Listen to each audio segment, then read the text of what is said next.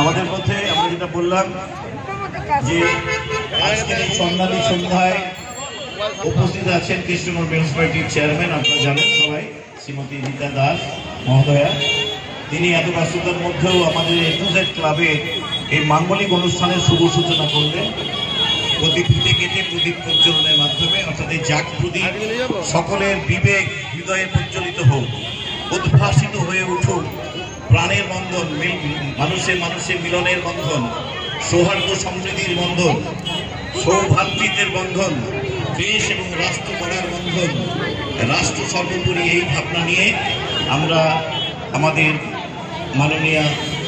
chairman Shrimati Rita Das মহোদয়কে তার আশীষ বাণী